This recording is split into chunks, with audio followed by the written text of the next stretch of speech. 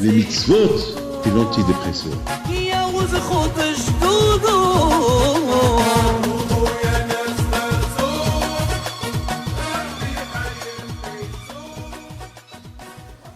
Bishut Merav Rabotai avec la permission d'Hachem, j'espère que vous allez bien. Aujourd'hui, nous allons parler un peu de l'éducation. C'est tellement important aujourd'hui avec tout ce qui se passe dans le monde. Quoi répondre aux enfants avec tout ce qu'il y a aujourd'hui? Quand par exemple, ce qui se passe, les enfants aujourd'hui, ils ont l'habitude de vivre une vie, et maintenant ils vont se poser des questions, et on doit les répondre. Et qu'est-ce qu'on doit répondre à nos enfants aujourd'hui? C'est un problème. Il y a beaucoup de choses, des questions que nous, par exemple, on a été éduqués dans une éducation très juive, avec la pudeur, en faisant attention, qu'est-ce qu'on touche, qu'est-ce qu'on voit. Ça va être un problème aujourd'hui de voir nos enfants qui, dans la rue, vont voir des choses qu'ils n'ont pas l'habitude de voir et que jusqu'à maintenant c'était caché. Et ils vont dire, papa, c'est quoi ça? Qu'est-ce qu'on va répondre? Personnellement, il n'y a pas de réponse. La seule chose qu'il faut faire, c'est, il faut le dire, voilà notre point de vue juif, c'est comme ça, on n'a pas le droit de faire ceci et cela. C'est tout, il faut dire la vérité. On ne peut pas mentir à nos enfants, il faut le dire, bon, c'est la vie. La vie, c'est comme ça, chacun il mène sa vie, mais nous, notre vie, elle est comme ça, elle est tracée, ça va être dur, mais il n'y a pas le choix. Par exemple, si on parle de la fête de Pessah, on sait très bien que la fête de Pessah, c'est la fête aussi de l'éducation, c'est la fête des questions. Parce que s'il y a trop de questions à poser pour la fête de Pessah, il y a beaucoup de questions qui se posent. Et les enfants, pourquoi on fait ça, pourquoi on fait ça, pourquoi on ne mange pas la baguette, pourquoi on ne mange pas le croissant, et pourquoi on fait l'abdika, pourquoi on annule. Il y a beaucoup de questions. Et bien justement, c'est quoi la réponse qu'on va leur dire? On fait tout ça en souvenir de nos parents qui étaient esclaves en Égypte et que le bon Dieu les a libérés. C'est une réponse qui n'est pas trop satisfaisante. Est-ce qu'ils sont satisfaits de cette réponse? Ils risquent de nous bombarder des questions en disant, oh, papa, c'est du passé, pourquoi tout ça? On peut faire une seule chose. Donc pour ça, il y a une éducation. Depuis le départ, vous savez, lorsqu'on éduque nos enfants, on introduit l'aïmouna, on inculque l'aïmouna dans le cœur. C'est vrai, ils vont se poser des questions, mais des questions vont être limitées, ou des questions c'est des questions qui vont être suivies par une réponse qui va les satisfaire. Parce que déjà, il y a une idée qui est dans leur tête, parce qu'il y a un moment donné que l'enfant, il ne se pose pas de questions. Ce qu'on lui dit, il croit. Ce qu'on lui dit, il accepte. Et au fur et à mesure que le bébé va grandir, ce bébé-là, il aura toujours des questions, mais toujours, il va se satisfaire de la réponse qu'on va lui donner, et même s'il nous repose des questions, on va essayer de trouver des solutions à ces questions. Mais étant donné que déjà, il a l'aïmouna, il a la foi, donc la foi, elle va l'aider à lui-même à se faire trouver des réponses. Par exemple, lorsqu'à Pessah, on dit, Hayav Adam, chaque juif, il doit sentir comme s'il est sorti d'Égypte. C'est quelque chose qui n'est pas acceptable. Moi, je ne connais pas l'Égypte. Moi, je n'ai jamais été esclave. C'est de l'histoire. C'est du passé. Comment on peut me dire, à Pessah, imagine-toi que tu étais esclave en Égypte, chez Pharaon, et que le bon Dieu t'a libéré. C'est dur d'imaginer une chose pareille. C'est très très dur. Mais lorsque je vois mon père, la façon comment il l'a fait, depuis que je suis jeune, et ça reste gravé dans ma tête. Et quelque chose qui reste gravé dans la tête, ça devient une réalité dans la tête. Et après, au fur et à mesure du temps qu'on grandit, la chose s'installe mieux, et l'aïmouna, elle vient. L'aïmouna et la foi, elle va venir. La foi, ça vient d'Hachem. Vous savez, on dit que de la façon comment l'homme il va choisir son chemin, eh ben, du ciel, on va l'aider à choisir son chemin. Du ciel, on va l'aider à choisir son chemin. C'est tout. C'est-à-dire que si moi je choisis mon chemin d'être un croyant, eh ben, du ciel, ils vont m'aider à devenir un croyant. Et du ciel, ils vont m'aider à voir des choses tellement spectaculaires, des choses incroyables, que je vais commencer à vraiment croire en Akadosh Baruch Hu. Tellement que je veux dire, ben, si Hachem est capable de faire ça, ben, il était capable de faire ce qui s'est passé. Par exemple, je raconte une petite anecdote. J'avais besoin d'une somme d'argent. Ce que je vais vous dire, on ne peut pas me dire que c'est un hasard. C'est pas possible, ça ne peut pas être hasard. Et ça s'est passé avec moi 3, 4 ou 5 fois. Vous savez, j'ai beaucoup des gens qui étudient la Torah et beaucoup des fois que je dois, à qui j'aide. Il y a beaucoup de gens à qui je promets de les aider pour le mariage, pour le bar mitzvah. Vous savez, je promets. Beaucoup de fois, je promets. Je promets à tout le monde. Jamais je refuse, je promets à tout le monde. Mais beaucoup de fois, ça arrive que j'ai pas pour tout le monde. Et beaucoup de fois, je promets à quelqu'un, et puis au moment qui vient pour que je lui donne, et j'ai pas. Eh bien, c'est passé. Par exemple, je vous raconte la dernière anecdote. Par exemple, il y a quelques semaines que j'avais besoin d'une somme X argent. Je ne peux pas vous dire combien, X. Et que j'avais promis à quelqu'un pour l'aider pour une cause. Et voilà, je devais prendre l'avion pour voyager, je devais quitter la yeshiva, et il y a quelqu'un qui vient. Et je le vois, et j'étais un peu choqué parce que je n'avais pas l'argent. Et c'était le matin, de bon matin, et je ne savais pas quoi faire. À un moment donné, je dis, bon Dieu, comment je vais faire? Qu'est-ce que je vais faire? Je dis, Hachem, j'étais perdu. Même si je vais emprunter chez quelqu'un, il n'y a personne. Et je ne sais pas, j'étais un peu perdu. Je vous dis, j'étais perdu. Eh bien, lorsqu'on est perdu, vous, qu'est-ce que vous allez me dire de faire? Ben, il dit, j'ai pas. Monsieur, écoute, j'ai pas. J'ai oublié, j'ai pas. Mais moi, je suis Rabbi David. Le pauvre, il est venu de loin. Je lui promets, je ne peux pas lui dire non. Il vient de loin, je ne peux pas. Qu'est-ce que je vais faire? Vous allez me dire, ben, tu n'as pas le choix, il n'y a rien à faire. Non. Eh ben, tu pries le bon Dieu. Tu vas me dire, le bon Dieu, quoi, le bon Dieu, il est à côté de toi. Ben, justement. Il faut sentir le bon Dieu à côté de toi. Ben, justement. Puisqu'on est croyant, on dit que Hachem, il est partout. Alors, puisqu'il est partout, tu lui parles. Ben, tu ne le vois pas, mais tu lui parles. Il est partout. Alors, s'il est partout, tu lui parles. Eh bien, justement, c'est Hachem. Voilà. Hachem, comment je vais faire? Il y a le secrétaire qui vient me dire, Rabbi David, bon, il y a le taxi qui est là, et on doit partir, mais il y a un monsieur qui est venu. Il veut voir, c'est urgent. Je dis, mais attends, mais je suis coincé. Attends, d'un côté, il y a un à qui j'ai promis l'argent, que j'ai pas. De l'autre côté, il y a un autre monsieur qui vient, il veut me voir, sans rendez-vous, sans rien du tout, et je ne peux pas le voir, et je suis pressé. Et vraiment, j'étais perdu, je ne savais pas quoi faire. Ben, tout ce que j'ai dit, bon, j'ai dit au secrétariat, vous savez quoi? Appelez ce monsieur-là, qui veut me voir vite, dites-lui que je dois voyager 1 minute, pas plus. Il rentre, il vient, il me dit, j'étais de passage, et voilà, je viens vous voir. Je dis, merci. Je dis, vous savez, je m'excuse, je ne peux pas trop vous voir, trop rester avec vous, parce que je dois partir. Et je lui dis, voilà, j'ai fait une bracha. Vous ne voyez pas qu'il prend son chéquier, il me dit, voilà, je voudrais vous faire un don, qu'est-ce que je peux faire? Je dis, je ne sais pas, faites ce que vous voulez. Moi, je dois partir. Il me dit, là, je vous en prie, ne partez pas, il faut que je vous le donne en main. Alors, je dis, bon, patience. Voilà, j'étais en train de voir ce qu'il était en train de remplir. Vous ne voyez pas qu'il remplit exactement la somme que j'ai promis à ce monsieur. Je dis, arrête. Vous pouvez lui mettre à son nom. Vous le donnez vous-même. Mais il me dit, mais c'est beaucoup. Je dis, ben justement, c'est ce que je lui ai promis. Et j'avais pas d'argent. Et le bon Dieu t'a envoyé pas pour moi, c'est pour lui t'a envoyé. Il m'a dit, alors, je donne la moitié pour vous et la moitié pour lui. Je dis, non. Vous êtes venu que pour lui. C'est que ce monsieur-là, ce pauvre-là, son espoir, c'était Dieu. Et Dieu, il ne va pas les donner directement, il va les donner par mon intermédiaire, mais moi, d'où je vais les avoir? Ben, il m'envoie par un autre intermédiaire. Et c'est comme ça que ça marche.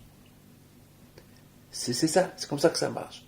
C'est-à-dire que déjà, il faut avoir la base. La base, c'est les parents qui la donnent à l'enfant. La base de la Emouna, c'est les parents qui la donnent à l'enfant. Une fois que les parents, ils ont donné la base de la Emouna à l'enfant, alors c'est super. Après, c'est super. Après, c'est fini. Après, la Emouna, elle se développe elle-même.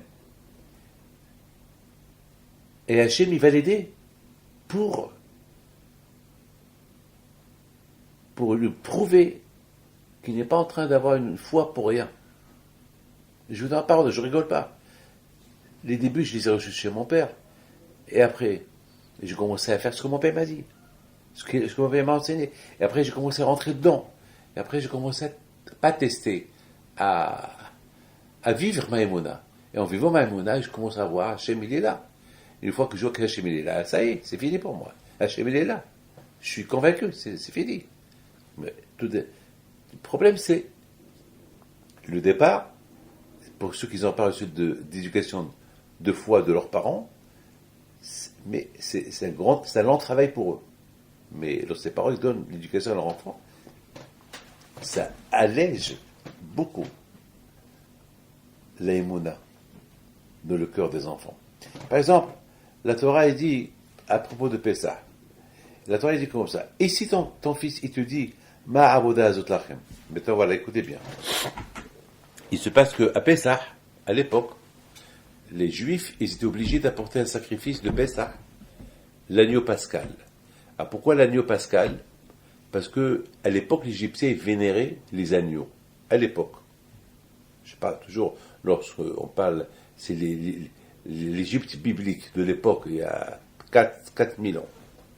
Donc à cette époque-là, les Égyptiens de l'époque, ils vénéraient les brebis, les animaux. Et d'ailleurs, c'est connu ça, c'est connu dans l'histoire. D'ailleurs, comme aujourd'hui aux Indes, ils vénèrent les animaux. Il y a beaucoup d'endroits qui vénèrent les animaux. À l'époque, c'était comme ça. Alors, Kadosh Baruch Hu, lorsqu'il devait libérer les Juifs de l'Égypte, la première chose qu'il leur a dit de faire, vous allez prendre chaque famille un agneau. Et la veille de la sortie de l'Égypte, vous allez l'égorger. C'est grave. Les Égyptiens vont nous tuer. On va égorger l'agneau égyptien devant eux, c'est selon Dieu. Quand je regardais là, je vais vous prouver que c'est moi le bon Dieu, c'est pas eux le bon Dieu. Les Israéliens, c'est ce qu'ils ont fait. Et les Égyptiens, ils ont pu rien faire à l'époque. Là, quand je parle Hachem, il leur a montré que Dieu c'est Hachem, que Dieu c'est l'Éternel, c'est pas un agneau. Donc voilà déjà une grande preuve. Maintenant, la Torah s'écrit, et lorsque les enfants, ils vont vous voir dans l'avenir que vous êtes en train de sacrifier le Korban Pessah, l'agneau pascal, parce que tant que le Beth Amikdash était construit, pendant les deux époques, les Juifs, ils venaient une fois par an à Yerushalayim, au temple, pour sacrifier l'agneau pascal en souvenir de la sortie de l'Égypte. C'est tout. Tout a une base. Ça veut dire que le Juif en Israël à l'époque, il disait, si on est là que par la grâce de Dieu. Mais avant, on n'était que esclaves en Égypte. Donc quelque part, quand je vois au Baruch Hu, il a voulu que les bénis Israël, ils se sentent toujours en liberté. Ça veut dire ils sont libres, ils sont plus. Ça veut dire que avant ils étaient esclaves de Pharaon, maintenant ils sont des esclaves, des serviteurs d'Hachem. Ça veut dire on est sorti d'un esclavage pour entrer à un autre esclavage. Mais être esclave, le serviteur d'Hachem, c'est la liberté. Parce qu'on fait ce qu'on veut. D'ailleurs, voilà, tu es en train d'égorger ce dieu égyptien de l'époque, qui était l'agneau. Voilà, donc c'est une preuve que t'es libre. Alors Hachem, il dit au béni Israël, ici, vos enfants, vous posent la question, Ma avoda azot lachem, pourquoi ce travail? Alors il faut leur dire, Zebah Pesachol Hachem. Il faut leur dire que ça, c'est en souvenir. C'est-à-dire que la Torah, elle parle de l'éducation. Le mot Vigata, c'est le Haggadah. Il faut expliquer à ton fils vos origines. Que vos origines, vous étiez des esclaves en Égypte. Et que vous étiez soumis à l'esclavage par force, nuit et jour. Et vous étiez obligés de de se prosterner devant les agneaux, devant les brebis et devant les animaux, parce qu'on vous a forcé de le faire, et vous étiez pas, c'était interdit pour vous de les manger, et Hachem vous a libéré et vous a permis de les manger, et devant eux vous les avez grillés.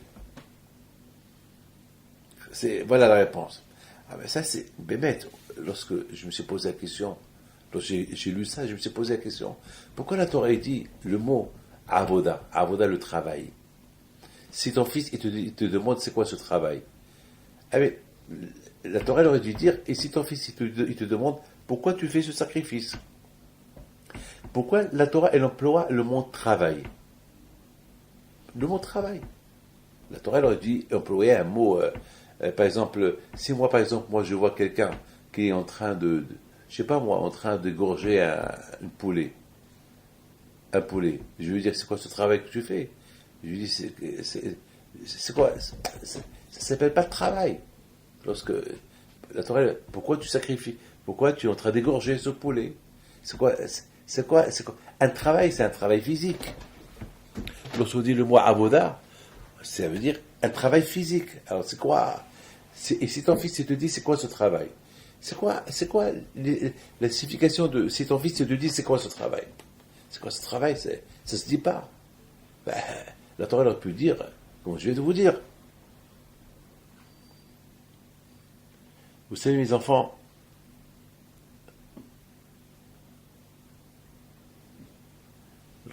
un enfant c'est un enfant. Un enfant lorsqu'il voit quelque chose, il travaille sa tête. Lorsqu'un enfant il voit quelqu'un qui l'égorge un mouton, si déjà il pose la question à son père, c'est Dieu qui l'a fait travailler sa tête pour poser la question. Beaucoup de fois on se dit, il faut travailler la tête pour comprendre. La tête, il faut la faire travailler, sinon on est, vous savez, un qui est ignorant. Pourquoi il est ignorant? Parce qu'il ne fait pas travailler sa tête. Un malin, il fait travailler sa tête. Un intelligent, il fait travailler sa tête. Un fou, il ne peut pas contrôler sa tête. Il ne peut pas faire travailler sa tête. C'est pas facile. C'est un enfant, il te pose la question. Parce que ton fils, il est en train de te voir, tu vas à Yerushalayim, et tu sacrifies l'agneau pascal, il réfléchit, il voit tout ce qui se passe. Il te pose la question, papa, c'est quoi ça? Le fait qu'il t'a dit, c'est quoi ça? Ça veut dire il a travaillé sa tête. Il te dit, c'est quoi ce travail? Ça veut dire que c'est important. Ben justement, l'éducation, ça aide la personne à se faire travailler sa tête et à réfléchir à ce que l'on est en train de lui apprendre à faire. Faire mieux, faire davantage. Pourquoi je fais ça? Ça veut dire, un enfant, c'est très important. Bien sûr, tout à l'heure, je vous ai dit, un enfant, au départ, il ne sait pas se poser des questions. Il ne sait pas. Mais à force de voir des choses, il va commencer à se poser des questions. S'il se pose des questions, il a besoin d'une réponse. C'est-à-dire qu'il commence à comprendre. Tout de suite, réponds-le. Si déjà il te pose, en général, si on va à l'abattoir, on va pour voir ce qui se passe à l'abattoir. Mais si on se pose des questions, c'est que la tête, elle veut des réponses. Et si la tête, elle demande des réponses, alors il faut répondre. Il ne faut pas le laisser à sa faim. Il faut lui répondre. Alors, c'est quoi la réponse? La réponse est Zebah Pesach Hol Hashem. Ce sacrifice de Pesach qu'on est en train de faire, c'est parce qu'on lui raconte toute l'histoire. Parce que voilà ce qui s'est passé en Égypte. On était esclaves en Égypte. Et Hachem, il nous a demandé de prendre l'idolâtrie égyptienne et l'égorger et la faire griller et la manger devant eux. Et ce soir-là, Hachem, il a sauté les maisons juives pour atteindre tous les premiers-nés égyptiens. Et il les a punis. Il faut leur raconter ça. Alors il va te poser des questions. Ah ben, on fait ça en souvenir. Ah ben, il va te poser encore une autre question. Et pourquoi tu fais ça en souvenir? Pas pour se rappeler du miracle que Hachem il nous a fait. Et après, tu vas lui dire, ah ben, justement, le fait déjà que tu racontes comme ça à ton fils, ça veut dire que tu te sens concerné. Ça veut dire que je me sens moi-même dans l'histoire. Et ton fils, il va te poser encore des questions. Donc, c'est des réponses qu'il ne va pas oublier. Donc, plus tard, lui aussi, il va éduquer ses enfants de cette manière. Jusqu'à qu'on arrive à vraiment à se sentir concerné. C'est extraordinaire. Lorsque vos enfants, ils vous voient comment vous êtes en train de faire le sacrifice de Pessah, il faut commencer à faire travailler leur tête. Une fois qu'il faut commencer à faire travailler leur tête, alors c'est la raison pour laquelle tu dis, c'est quoi ce travail-là? Parce que la tête, ils ont trop de questions dans la tête. La tête, ils travaillent. Donc, chez eux, c'est un travail. Ils veulent une réponse de travail pour faire travailler leur tête. C'est écrit dans la Torah, servir Hachem avec tous tes cœurs, avec le tsarara et le tsaratov. C'est tellement, la avoda c'est le travail. Lorsqu'on dit le mot avodat Hachem, le travail d'Hachem, servir Hachem. Servir Hachem, c'est physique. Servir, c'est physique. Avoda c'est le travail. Lorsqu'on dit le mot travail, c'est physique. Mais il y a aussi ce qu'on appelle le travail de la tête. Il y a le travail physique, il y a le travail de la tête, il y a aussi le travail du cœur. Tu fais travailler ton cœur à servir à Kadosh Baruch Hu. Lorsqu'un homme, il aime sa femme, il fait travailler son cœur. C'est un travail pour beaucoup des fois. On dit à quelqu'un quand quelqu'un il me dit, Rabbi David, voilà, je suis marié, mais malheureusement, j'aime une autre femme. Dans mon travail, comme ça, il me dit. Je dis, parce que mon fils, tu as déconnecté ta tête de ta femme. Mais si tu penses qu'à ta femme, si tu fais travailler ta tête, lorsque tu as commencé à voir cette femme-là, pourquoi tu n'as pas pensé à ta femme? Le fait que tu ne travailles pas, tu ne fais pas travailler ta tête pour être un homme sérieux avec ta femme, être sérieux avec ta femme, eh ben, tu vas continuer à l'aimer, mais le fait que tu es parti derrière tes yeux, ça y est, tu as oublié ta femme, la pauvre. Vous savez, j'ai vu dans une question qu'il est une très très belle question à propos de l'éducation. C'est comment ça s'appelle, c'est Rabbi Yashiv Alav Shalom qui apporte cette question du livre Imri Bina.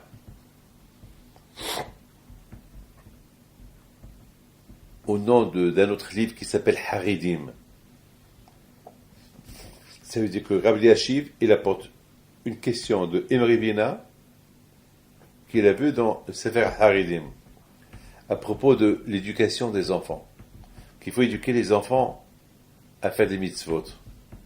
Alors, il pose une question, mais on dit que mitzvot, c'est chot kavana. Lorsqu'on fait une mitzvah, il faut penser à la mitzvah. Or, la question, elle est comment un père, il doit obliger ses enfants, il doit les éduquer à faire des mitzvot, puisqu'un enfant, il ne pense pas à la mitzvah, il ne pense pas à la kavaya. Il ne sait pas être mitkaven pour la mitzvah. Il ne sait pas penser que ce qu'il est en train de faire, c'est pour la mitzvah. C'est une belle question. On éduque les enfants à faire une mitzvah. Hayav, obligatoirement. Il faut. Alors la question se pose, comment tu peux l'obliger à faire une mitzvah à l'enfant, puisqu'on dit que lorsqu'on fait une mitzvah, il faut penser que la mitzvah que je fais, c'est pour la mitzvah.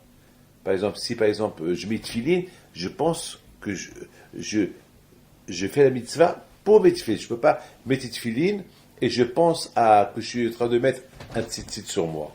Non, c'est tefillin que tu es en train de porter. Tu ne peux pas mettre tefillin et tu penses au tzitzit. Non. Mitzvot, c'est chot kavana. Lorsque tu fais mitzvah, il faut penser à la mitzvah. Alors, Rabbi Yashiv, il apporte la question de Imri Bina de la part de Haridim qui dit comment tu peux éduquer ton fils qui a 2 ans, 3 ans, 4 ans à faire mitzvah alors qu'il ne sait pas penser, il ne sait pas ce qu'il est en train. Il fait machinalement, il fait la mitzvah sans savoir qu'est-ce qu'il est en train de faire. Alors comment tu l'obliges? Et Rabbi Yashiv, il donne une belle réponse. il dit que la mitzvah et la kavana, c'est deux choses différentes. La mitzvah, c'est une mitzvah, et la kavana, la pensée, c'est une chose. Mais un adulte, il est obligé de faire la mitzvah avec kavana. Sinon, ça s'appelle mitzvah ba'avera. Sinon, ça s'appelle comme tu as fait une mitzvah, et cette mitzvah-là, tu as fait une avera en faisant cette mitzvah, puisque tu n'as pas pensé à la mitzvah. Mais pour un adulte, non. Un adulte, tu lui apprends à faire la mitzvah, maintenant, étant donné que lui, il ne sait pas penser, donc c'est autre chose. La pensée, c'est pour les adultes, pas pour les petits. Donc ça veut dire, c'est pour ça, il faut éduquer les enfants à faire des mitzvot. C'est vrai, mais ils ne pensent pas à la mitzvah. Lorsqu'ils font la mitzvah, ils ne pensent pas qu'ils sont en train de faire la mitzvah. Ils font la mitzvah comme ça. Ils peuvent même, tu lui dis de faire une mitzvah et sa tête elle est ailleurs. C'est pas grave, parce qu'il est petit. Si sa tête elle est ailleurs, il est petit. Mais ça n'empêche pas de ne pas l'éduquer à faire la mitzvah. Vous voyez, lorsque je vois ça, je suis impressionné de cette réponse-là. C'est-à-dire que les enfants, étant donné que l'enfant, il ne sait pas penser à la mitzvah, écoutez bien, pour lui, tu l'éduques à faire une mitzvah. Par exemple, moi, David Pinto, je fais une mitzvah, j'apporte mon fils, je l'appelle, il est petit, et je lui apprends l'histoire de l'Égypte, une mitzvah, de lui raconter l'histoire de l'Égypte. Mon fils, justement, il ne comprend pas. Alors lui, il accepte, il entend mon histoire. Et vous croyez qu'il me croit? Mais il entend. Il entend. Mais est-ce qu'il me croit? Eh bien, s'il me croit ou il ne me croit pas, ça c'est autre chose. Mais toi, le papa, il faut que tu le racontes. Mais maintenant, lorsque mon fils me dit, papa, c'est quoi ce travail-là? Il commence à me poser des questions. Ça prouve qu'il commence à comprendre. Ça prouve qu'il commence. C'est la raison pourquoi. Si tu apprends pas à ton fils à faire des mitzvot, comment veux-tu qu'un jour il te pose des questions? Tant que tu peux lui poser, tant que tu peux l'éduquer à faire des mitzvot, fais-le. Parce que plus tard, ce sera trop tard.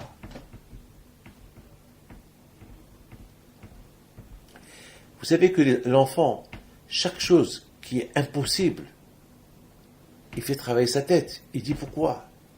C'est quoi ça? Sa tête commence à travailler. Mahabodad, lui-même, il se pose la question, pourquoi ma tête travaille? Pourquoi ma tête me pose cette question? Un enfant, il dit, Mahabodad, c'est quoi ce travail-là? C'est que ça travaille sa tête. Donc, plus sa tête, elle travaille, donc tu es obligé, donc c'est une raison de l'éduquer à faire des mitzvot. C'est vrai, il ne va pas faire la mitzvah avec kavana, avec pensée, mais c'est pas grave parce qu'il n'est pas encore à l'âge de penser ce qu'il est en train de faire, mais il peut se poser des questions. Et bien justement, c'est ces questions-là qu'on a besoin qu'il pose pour qu'on puisse lui donner des réponses.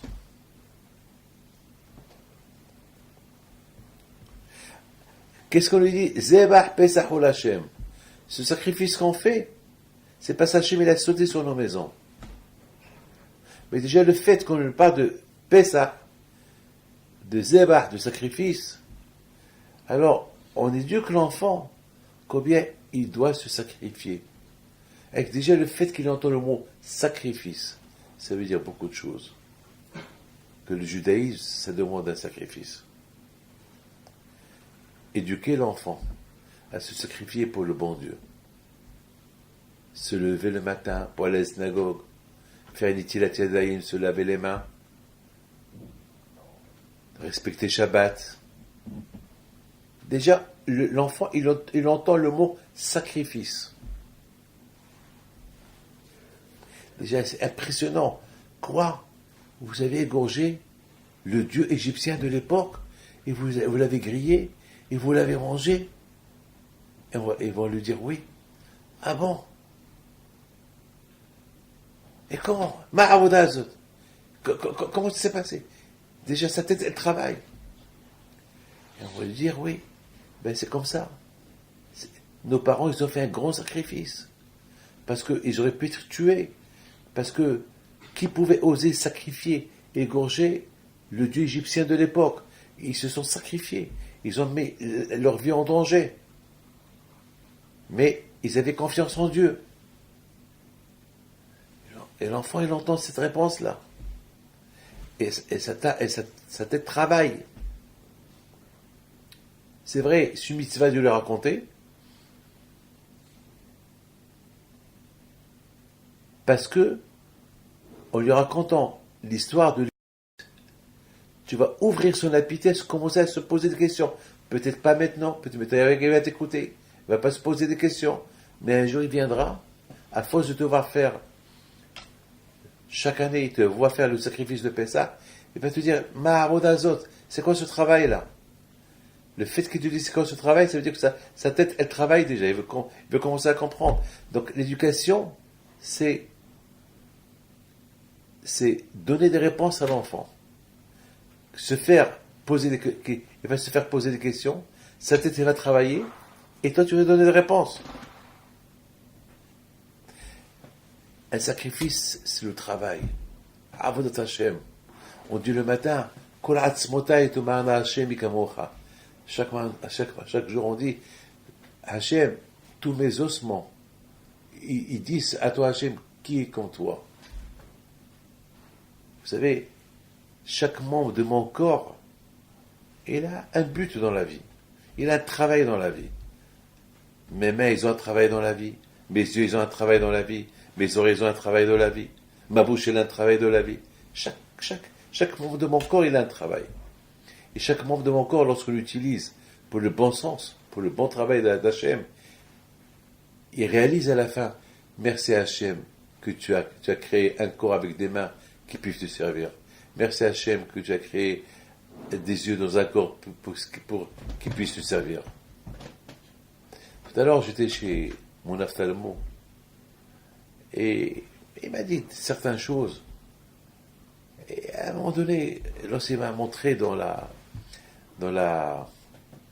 radio, l'œil, le fond de l'œil, c'est inimaginable. Je donne parole d'honneur. Je lui dis, Hachem, Mikamocha, Hachem qui est comme toi. Il me demande qu'est-ce que vous avez dit. Je dis, je suis impressionné. Je lui dis, pour cet œil-là, il y a des centaines de spécialités, des centaines de médecins différents, et pour traiter cet œil. Chacun, il a une spécialité dans un coin de l'œil. Et Hachem, il a créé ça en quelques secondes. Bon, lui, il ne comprend pas, mais c'est un goy, il ne comprend pas. Mais lui, il est très laïque. Il me regarde. Il était impressionné que j'étais impressionné. Alors il me dit, mais c'est la médecine. Je dis, mais la médecine, mais cette médecine, mais qui a donné, regardez l'évolution de la médecine. Et c'est pas encore fini. Ne me dites pas, c'est la médecine, c'est Hachem. Il n'arrive pas à comprendre. Allez. Chaque péoula, chaque action que le corps y fait, c'est un travail. Regardez, prenez un avion. Vous avez là-bas un pilote. Un pilote qui pilote l'avion.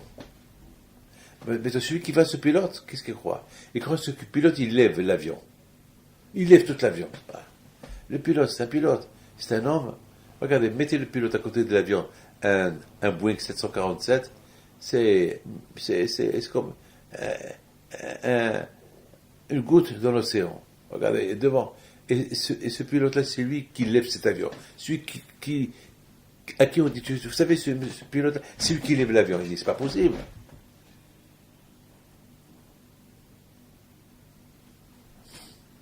Ben oui, celui qui fait envoler l'avion. Et dans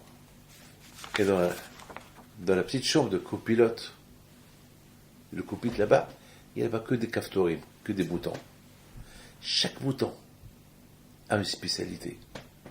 Vous imaginez que le pilote va s'amuser à jouer avec des boutons, mais il va détruire son avion avec tous les passagers. Chaque bouton, c'est un travail. Chaque bouton dans l'avion, il a une mission. Chaque membre du corps de la personne a une mission. Et c'est moi le pilote de mon corps.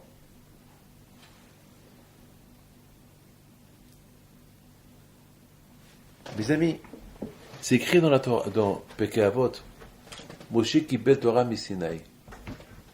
Moshe a reçu la Torah de Sinaï. Rabbi Yosef Pinto alav Shalom, dans son livre, il dit, c'est pas écrit, Moshe, il a reçu la Torah des mains de HaKadosh Baruch Hu. Pourquoi? Il répond, quand Moshe Rabbeinu alav Shalom, il s'est dit, la Torah ne m'appartient pas, la Torah elle appartient à tout le peuple juif. Comment je peux dire que j'ai reçu la Torah des mains de HaKadosh Baruch Hu? Que moi, Moshe, j'ai reçu la Torah des mains de HaKadosh. Non, la Torah, elle est à tout le monde, elle n'est pas à moi seul. Regardez, et pourtant, c'est Moshe qui est monté au ciel, c'est Moshe qui a étudié la Torah, c'est Moshe qui a fait tous les efforts, c'est Moshe, c'est lui tout. Et c'est Moshe qui, et Moshe parle avec le bon Dieu.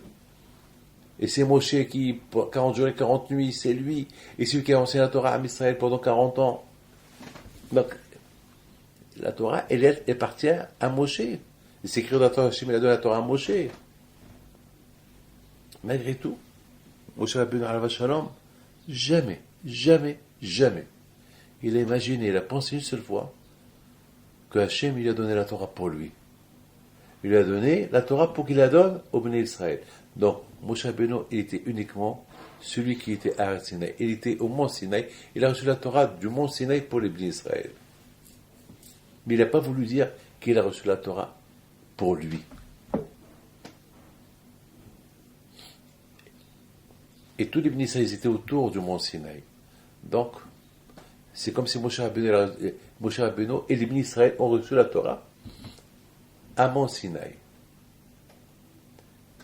Ça, c'est un travail, ça. C'est un grand travail de Hanava. La générosité de Moshe Rabbeinu alav Shalom. La tzidkout de Moshe Rabbeinu alav Shalom. C'est la folie. Moshe Rabbeinu qui est arrivé à être l'homme le plus Hanav du monde. Le plus Hanav du monde. C'est inimaginable.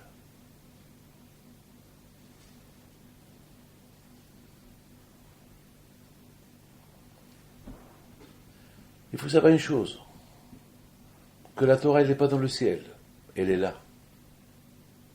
Si on ne comprend pas quelque chose dans la Torah, c'est pas parce que la Torah, son origine, c'est du ciel, non. Son origine est du ciel, mais elle est là. Il faut travailler. Il faut bien se travailler.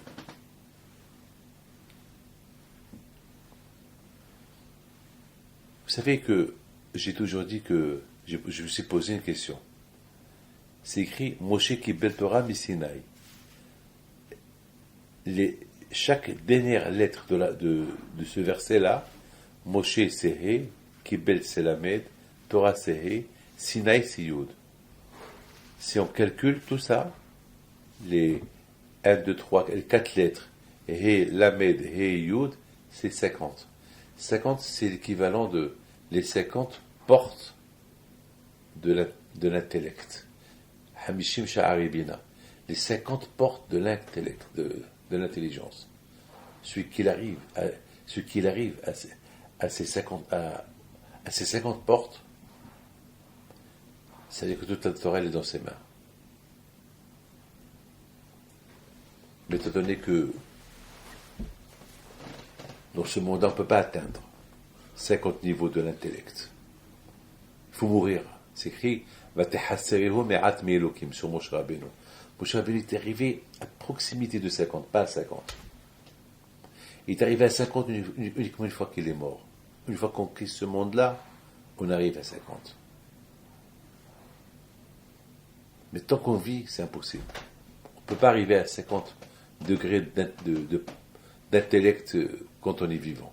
C'est-à-dire, toi, Hachem, tu as réduit un peu de son intellect à Moshe Rabbeinu, parce qu'il est arrivé presque à 50, mais pas à 50. Mais le potentiel, il est là. Si tu arrives à 50, un peu plus de 50, si tu arrives à 49, un peu plus de 49, ça veut dire que tu n'es pas loin du 50. Puis si tu n'es pas loin de 50, c'est que tu es parfait. C'est que maintenant, maintiens-toi comme ça pour ne pas que tu perds. Je connais beaucoup de gens, malheureusement, ils sont arrivés à un gros niveau, après ils sont tombés. Tu arrives à un grand niveau parce que le Sahara est très fort. Tu es arrivé à un grand niveau, continue.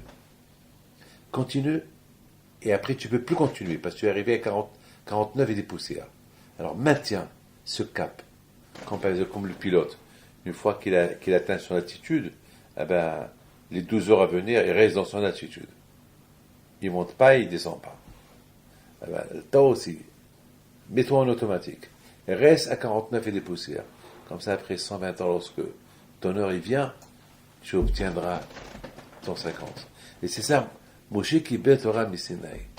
C'est-à-dire que Moshe Rabbeinu alav shalom, même qu'il a reçu la Torah à Sinaï, il était au niveau le plus spectaculaire que vous pouvez imaginer, malgré tout, il n'est pas arrivé exactement à 50. On aurait pu croire qu'il est arrivé à 50, puisque dernière lettre de Moshe qui bet Torah Sinaï, c'est l'équivalent de 50. On aurait pu croire qu'il est arrivé à 50. Non, il n'est pas arrivé à 50. Et personne ne peut arriver à 50. C'est un travail.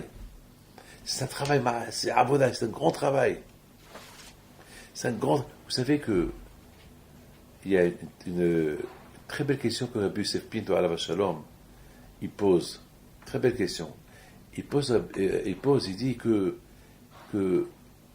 pourquoi c'est écrit Moshe Kibet Torah mi Sinaï, Moshe a reçu la Torah de Sinaï, Sarah Yehoshua, il a transmis à Yehoshua, et après il s'est écrit, et Yehoshua, il l'a donné, et aux skinim, aux prophètes, et les prophètes, ils l'ont transmis à un shekel et Agodola, ce qu'ils étaient après la destruction du premier temple.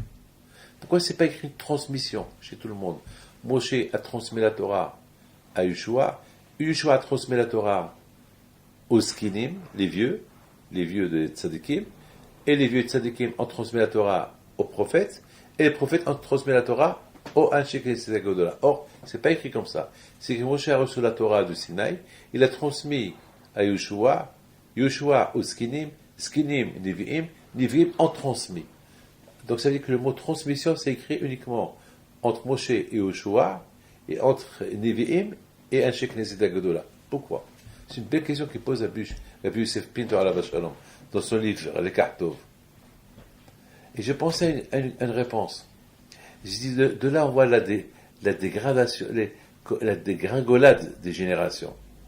Moshe Rabbeinu alav shalom, lorsqu'il a reçu la Torah du ciel, il a transmis tout ce qu'il a reçu.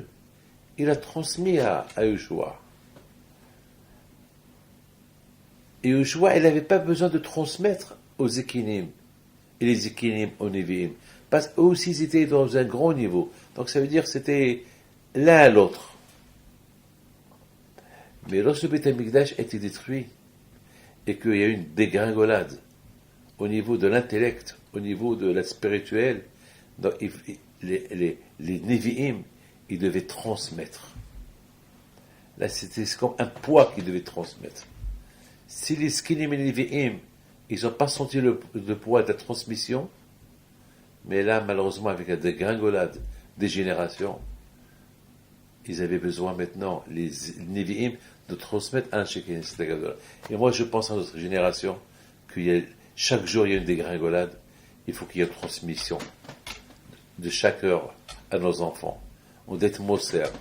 Et le mot Moser, c'est aussi du Viv Misirot Nefesh. Sacrifice. Moshe Rabbeinu alav shalom a sacrifié tous ses données pour Yehoshua. Yehoshua, il n'avait pas besoin de sacrifier tous ses données parce que les skinim, ils étaient aussi équivalents que lui. Et les Nevi'im, les prophètes aussi, ils étaient équivalents que les Skilim. Mais maintenant, les Nevi'im, lorsqu'ils ont vu la nouvelle génération qui vient devant eux, maintenant, ils devaient transmettre quelque chose de lourd à ces Hachek-Zedagadola. Et jusqu'à maintenant, mes amis, c'est la transmission. On doit transmettre, parce que chaque jour, il y a le temps, le monde qui change. Aïe, aïe, aïe. À tel point que la dégradation était tellement grande, cette dégringolade qui était énorme à l'époque des Al-Shekenis de la Gedola. Ça veut dire, la génération, je parle la génération de Al-Shekenis de la Gedola, tout de suite, eux-mêmes, ils ont commencé à donner des conseils. Alors qu'à l'époque, ils n'avaient pas besoin, les tzadikim de l'époque, de dire des choses comment se protéger. Ils savaient déjà comment se protéger. Mais à partir de Al-Shekenis de la Gedola, le temps, le Beth Amikdash qui a été détruit, donc il fallait maintenant, non seulement qu'ils avaient l'obligation maintenant de transmettre un à l'autre, mais en transmettant aussi, on leur donne des conseils.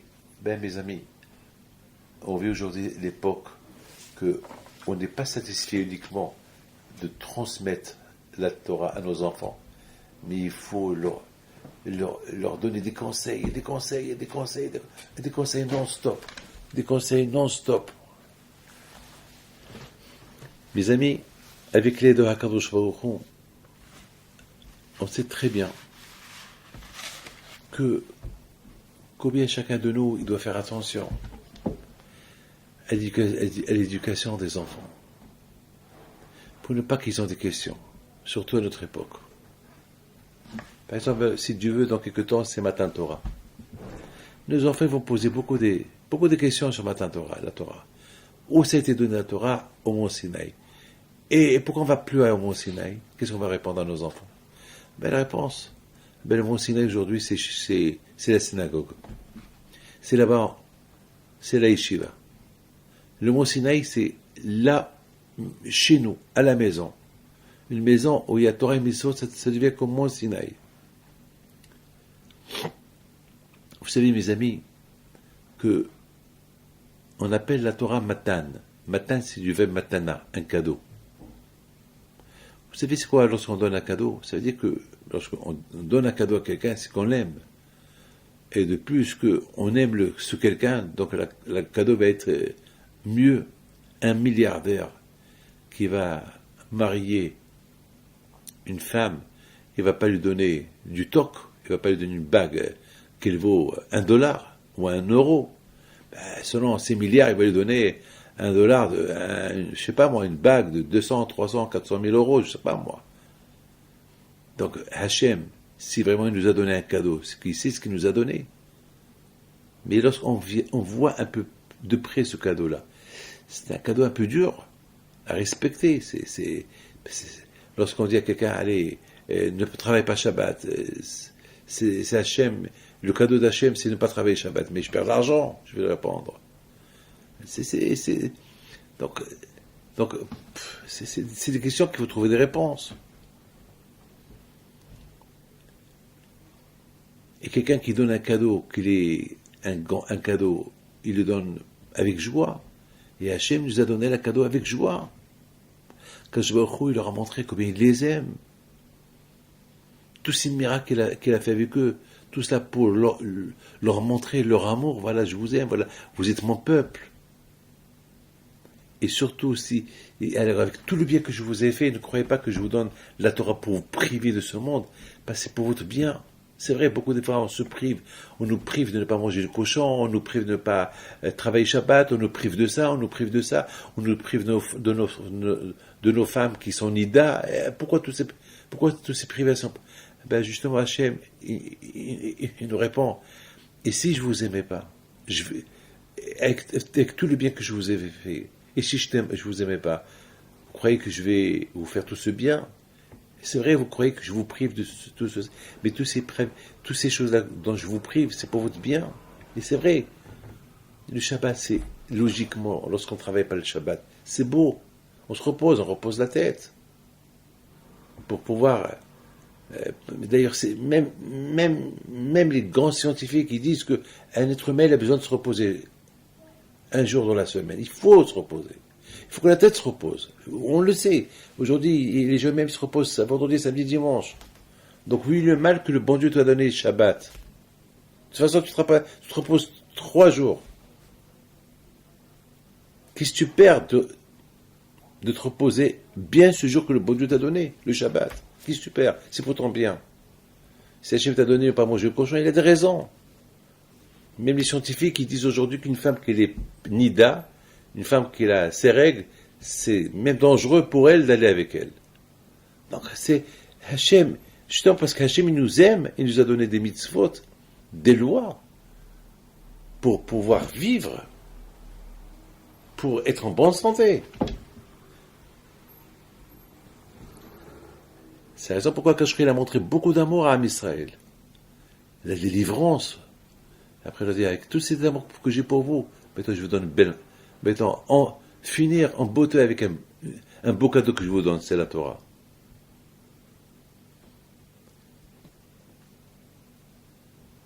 Mes amis, combien chacun de nous, il doit bien réfléchir. Vous savez, le Zohar, Kadosh, il dit, c'est rien que le juif, il réagit un peu combien le bon Dieu l'aime. Eh ben, il va sauter de joie. Mais pour que le juif il sache combien le bon Dieu l'aime, il faut qu'il respecte la Torah. Le bonheur de vivre. Le bonheur de vivre avec notre histoire.